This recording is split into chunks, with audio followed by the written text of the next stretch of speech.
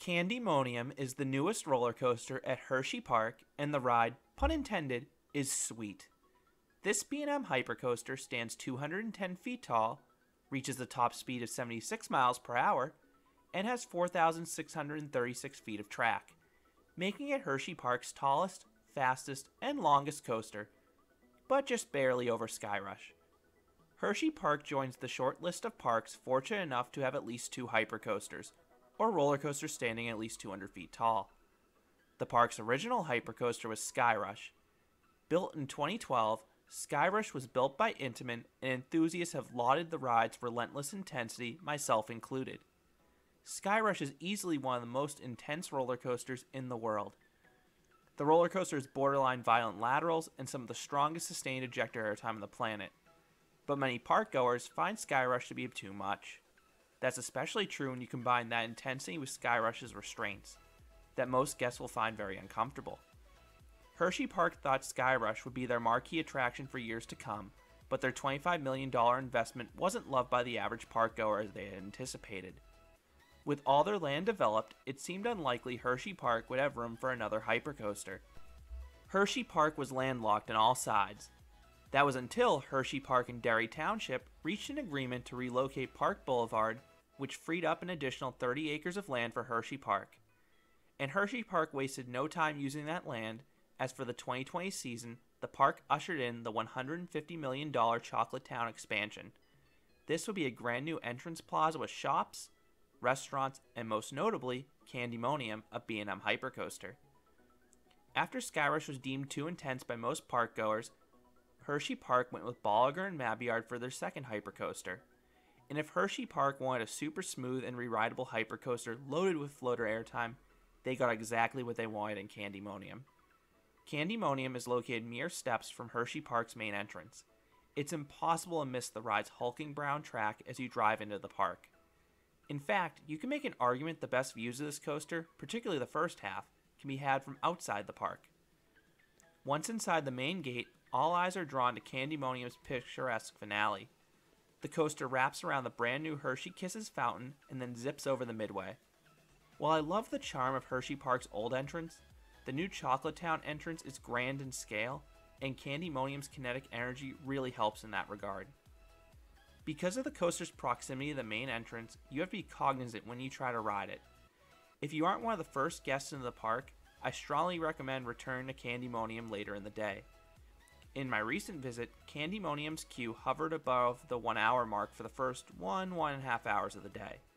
But by the early afternoon, Candymonium was no more than a 5 to 10 minute wait, because by that point, most guests have already entered into Hershey Park and have made their way towards the back. So while it may take some time to backtrack towards the Chocolate Town area, the time savings for Candymonium will be immense. It's possible to get a marathon if you wait until the afternoon. It's also worth noting that Candymonium's queue can surge again towards the end of the night. Again, looking at my most recent visit, the queue swelled back up to the 30-minute mark in the last hour of operation. And that makes sense because the ride is located right next to the park exit. I would guess Candymonium will be the new favorite attraction of your average park goer, so there's a good chance guests will want to get one last ride on it before leaving the park. But no matter how long the queue line may be, it'll move pretty darn quickly. B&M hypercoasters are capacity machines, and Candymonium is no different. Candymonium has 3 trains, each seating a maximum of 28 guests across 7 rows. In my visit, Candymonium was only running 2 trains, but that was sufficient for a weekday. And it's a good thing the queue moves fast, since the line itself is pretty boring. The queue line is all indoors with no theming or vantage points of the coaster. It's a giant room blasting air conditioning and pop music. The trains are your prototypical B&M hyper trains. As noted, Candymonium's trains only have 7 rows, much like Mako. Compare that to some of the older B&M hypercoasters like Nitro that run with 9 rows. While the shortened trains do come with a slightly reduced capacity, the shorter trains do help the coaster maintain its speed better and navigate tighter elements. As for the restraints, few coasters are more comfortable than a B&M Hyper. The seats are very well cushioned, and the clamshell restraints contour the legs of riders perfectly. Candymonium does have a seatbelt, but has quite a bit of give to it, so it doesn't impact the ride experience in my opinion. Once dispatched, you quickly climb the 210-foot tall lift hill. It may not reach the top of this hill as fast as Skyrush, but it's faster than most hypercoasters, that's for sure.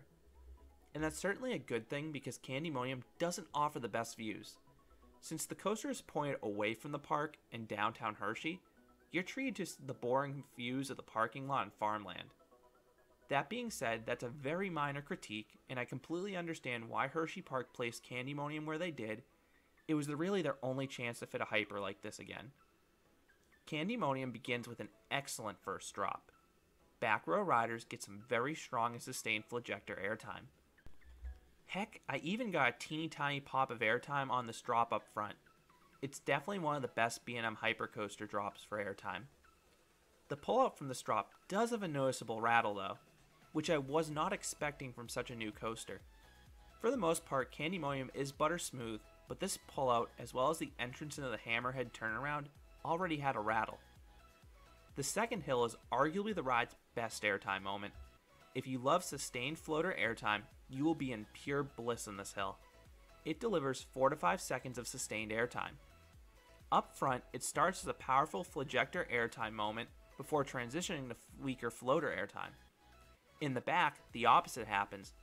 You start getting lifted out of your seat before you crest the hill, but on the drop portion, you're given some great Flagector airtime. That's followed by the Hammerhead turnaround that comes really close to inverting riders. The first half of this element was fairly forceless, but the exit of the element is quite whippy as you dive back towards the ground. You then navigate yet another camelback, except this one has a trim brake. One of the most contentious points of any B&M hypercoaster are the trim brakes. These trim brakes can absolutely neuter a coaster. See Raging Bull or Intimidator as an example. And on Candymonium, the trim brakes noticeably slow the train down. However, the airtime was still fantastic. In fact, I think the sudden decrease in speed as you crest the hill sort of throws you skyward. This hill gives powerful and sustained Flagector airtime in every seat. That's followed by one of the most well-praised elements in Candymonium in the speed hill. I'm really happy B&M seems to be adding more of these speed hills to their coasters because they're fantastic. These smaller hills really allow you to appreciate the ride's speed while getting some incredible sustained airtime. You then speed into this upwards helix, and unfortunately this helix is pretty light in the G-force department. It gives riders a brief moment to catch their breath, but the exits of the helix has this funky outward bank, and then you drop back towards the ground. This hill delivers the sustained floater airtime you'd expect from a B&M Hyper, except it begins as sideways airtime. This drop feels like a smaller version of the Hive Dive on Fury 325. And this hill isn't just about the airtime. You also have this terrifying head chopper with the supports for the lift hill. This element is pure genius. That's followed by a bunny hill with the ride's second trim brake. Just like the first trim brake, this one does noticeably slow the train down, but yet again, it doesn't seem to hurt the ride experience. As before, the sudden deceleration sort of throws you upwards. So this bunny hill begins with a quick pop of Flagector airtime before transitioning into sustained but weaker floater airtime. That's followed by the high-speed helix around Kiss's Fountain. From a force perspective, this is another element that's a bit of a dud. Like the prior helix, you won't feel any G-forces here. But the element is a winner in terms of visuals. The Kiss's Fountain looks absolutely incredible, and it's a sensory overload zipping around it. When Candymonium was announced, everyone was fixated on the sideways airtime hill exiting the upwards helix. Well, I was completely off guard by the second sideways airtime hill that followed the helix around the fountain. Riders get a sideways pop of Flagector airtime, and then the airtime transitions into a standard floater airtime as the hill straightens out. Candymonium then bounces into the quote-unquote mid-course brake run, giving front row riders a weak burst of floater airtime. But this really feels like the entrance into the final brake run because the only element afterwards is a 180-degree dive to the right onto the final brake run. And I honestly don't mind the placement of the mid-course brake run. In fact, I really like it. Almost all the B&M Hypers have a mid-course brake run in the middle of the ride, and it really hurts the ride's pacing. Not only do you get a chance to catch your breath, but many of their Hypers lose a considerable amount of speed on the mid-course and die. Even one of my favorites in Mako suffers from this issue.